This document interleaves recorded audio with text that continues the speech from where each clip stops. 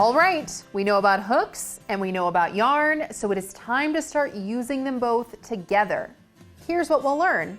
We're going to learn how to hold your hook, we're going to define the chain stitch, and then we're going to practice making the chain stitch. First, you need to pick up your hook, and there are two main ways you can hold a crochet hook. There's the knife grip and the pencil grip. As long as you use your thumb grip and the groove of your hook is facing down, you can hold your hook however you're comfortable. Let's look at the two main grips. The first one is the knife grip. So basically you're holding your crochet hook just like you would a knife. So you put the hook in your hand and just imagine you're cutting.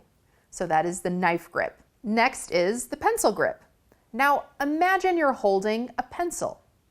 So you would just grip right here and rest your hook on your hand here. And that's essentially the pencil grip. Now, which grip should you use? Well, if you're completely new to crochet, it's going to feel awkward. You're holding a hook in one hand and yarn in the other, which is asking both of your hands to do new things together that they've probably never done before. You're going to be using fine motor skills, and that takes a lot of practice.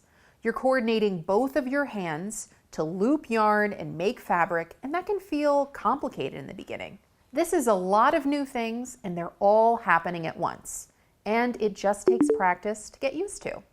So, when you're starting out, try holding your yarn and your hook the same way that I am.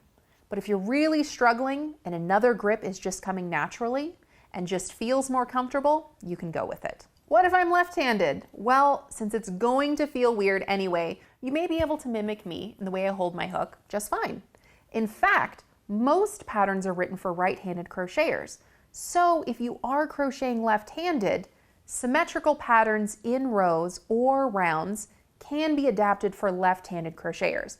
But asymmetrical patterns written for right-handed users are not going to translate to left-handed users because lefties are essentially just crocheting a mirror image of a right-handed pattern. Up next, we're going to talk about the chain and define it.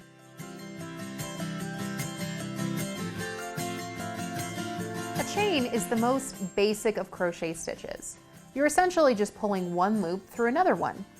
Chains are used as a foundation for many projects. For example, you may see a very long chain as the beginning or foundation of an afghan. And you can integrate it into the fabric of your designs. We'll see this in our cowl project in lesson 11. Here's a chain. And here we have a chain, but it's the base and foundation of another stitch.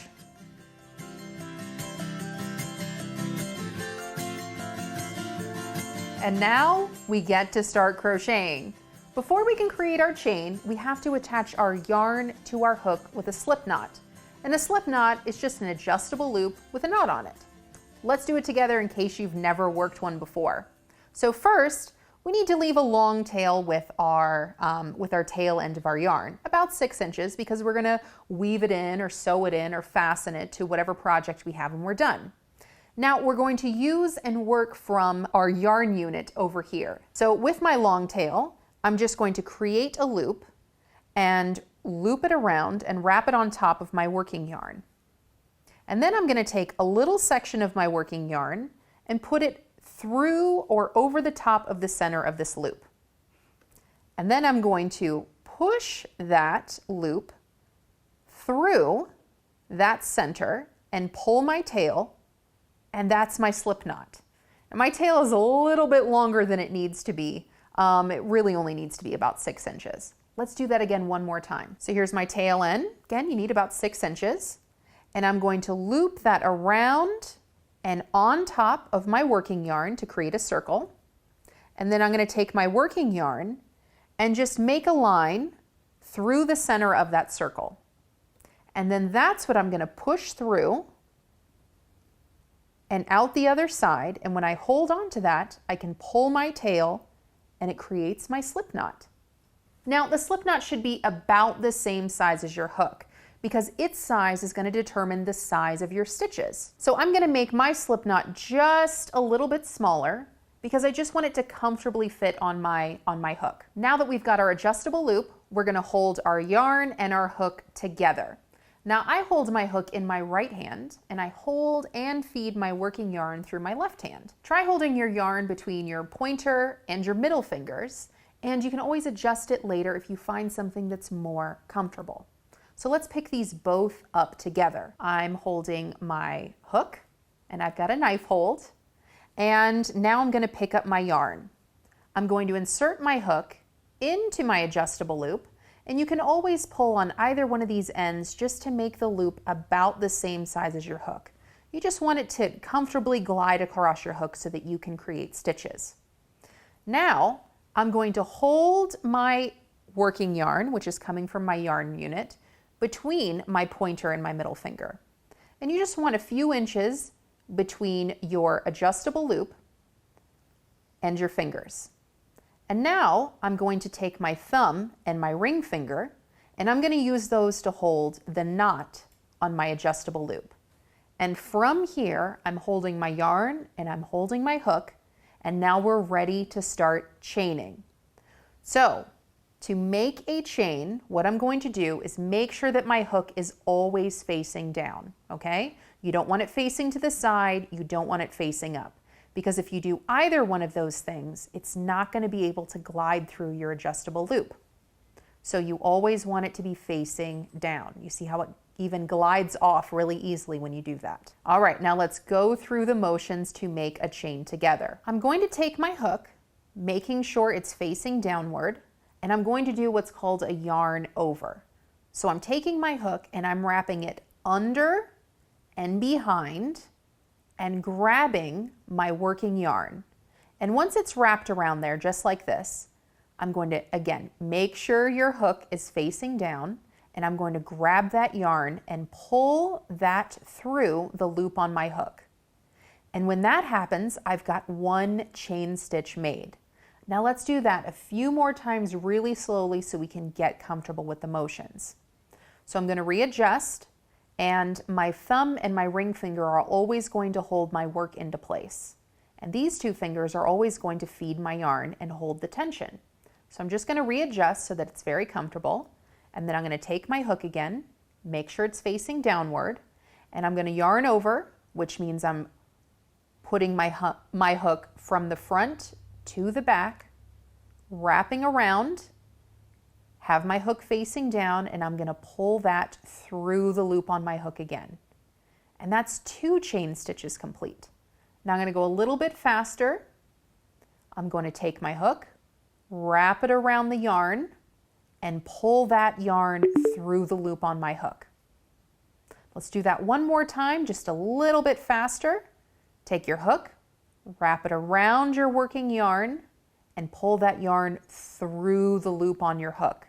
You always want to readjust your fingers, your thumb and your ring finger, so that it's always holding your work down.